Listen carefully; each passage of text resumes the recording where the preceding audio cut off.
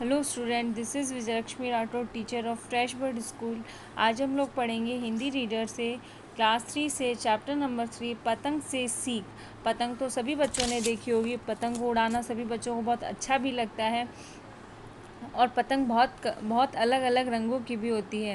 लेकिन पतंग हमारे जीवन में एक अनुशासन का सबक भी हमें सिखाती है।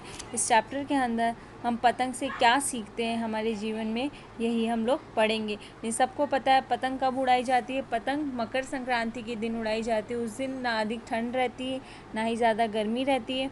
उसी दिन हम लोग पतंग उड़ाते हैं। बहुत सारे लोग, बहुत सारे बच्चे एक साथ इकट्ठे होकर पतंग उड़ा रहे होते हैं। उसमें से सब जब पतंग कट जाती है तो सारे एक साथ चिल्लाते हैं, बॉय कटा बॉय कटा, और सब सारे बच्चे पतंग को लूटने के लिए भी चले जाते हैं। ऐसे खुशी भरे माहौल में जब सब बच्चे बहुत खुश हैं तो एक विरल नाम का बच्चा होता है जो बहुत कोने में जाके गुमसुम बैठा होता है। तो उसके दादाजी उसको बोलते हैं कि तुम यहाँ क्यों बैठे हो, जब सब बच्चे पतंग उड़ा रहे हैं। तो वो बोलता है कि मम्मी बोलती है, मम्मी पापा डांटते रहते हैं, टीचर भी मेरे को डांटती रहती है। तो उसका गुस्सा बहुत ज़्यादा हो जाता है। तो दादाजी उसको बोलते हैं, कोई बात नहीं बेटा, तुम इतने छोटे नहीं हो कि खिलौनों से खेलो, लेकिन इतने बड़े भी नहीं हो कि तुमको अकेला छोड़ दिया जाए। विरल को बात समझ में नहीं आती तो उसके दादाजी बोलते हैं कि चलो आओ हम लोग पतंग उड़ाते हैं। वो दोनों एक एक पतंग उड़ाते हैं और बोलते हैं, अच्छा ठीक है बताओ पतंग इतनी ऊंचाई तक कैसे पहुंची। तो दादाजी बोलते हैं हवा के सारे, वो उसके विरल बोलता है हवा के सारे। तो विरल को हवा से इसका और किसका योगदान है। दादाजी बोलते और किसका योगदान है दादा। तो विरल ने हंसते बोलता है कि दादाजी मेरा मतलब यह जानना था कि डोर में कोई भूमिका नहीं है। विरल सोच में पड़ गया, बोलते हैं हाँ शुरू में तो पतंग डोर के सहारे उड़ती है, लेकिन बाद में तो उसको हवा ही ना उड़ाती है। तो दादाजी फिर बोलते हैं एक बार फिर सोच कर बताओ, क्या इसमें डोर की महत्वपूर्ण भूमिका नहीं है। तो वो बोलता है नहीं दादाजी, मैं तो यही कहूँगा, अब तो डोर उसको ऊंचा और उड़ाने से रोक रही है। तो विरल दादाजी फिर उससे समझाते हैं, नहीं बेटे देखो, डोर ऊपर जाने से नहीं रोक रही है, बल्कि उस वजह से पतंग इतनी ऊंचाई तय कर पा रही है। लेकिन विरल दादाजी की बात नहीं मानता है। वो मुस्कुराते हुए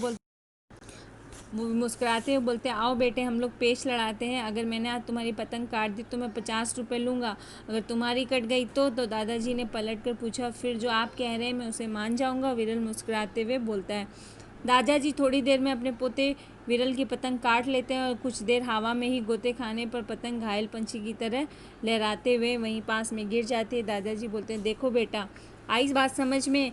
क्या दादाजी, अनबे भाव से विरल पूछते हैं, यही तुम्हारी पतंग की डोर से अलग होकर ज़मीन पे गिर गई ना, लेकिन पतंग अभी भी ऊंचाई पर है क्योंकि डोर उसे सहारा दिया हुआ है। मैं चाहूँ तो डोर की सहायता से उसे और भी ऊंचा पहुंचा सकता हूँ। दादाजी ने उसको सिखाया।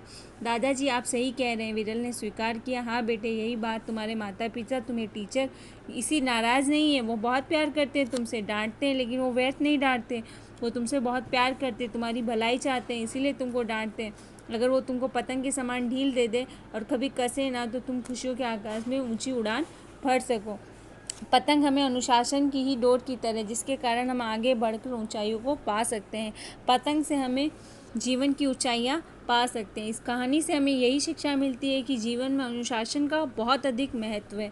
सब लोग सारे काम हमें समायोजित तरीके से करने चाहिए। अगर आपके बच्चे, अगर आपके मम्मी पापा, अगर आपके टीचर शिक्षक आपको डांट रहे हैं तो आपको व्यर्थ नहीं डांट रहे, वो आपसे बहुत प्यार करते हैं, आपके भविष्य की चिंता करते हैं, इसीलिए आपको डांटते हैं और बार बार पढ़ने के लिए बोलते हैं। तो उनका नाराज़गी का ये कारण नहीं कि वो आपसे प्यार नहीं करते। जीवन में अनुशासन को अपनाइए और खुश रहिए और भविष्य में भी आगे खुशी से आगे बढ़िए।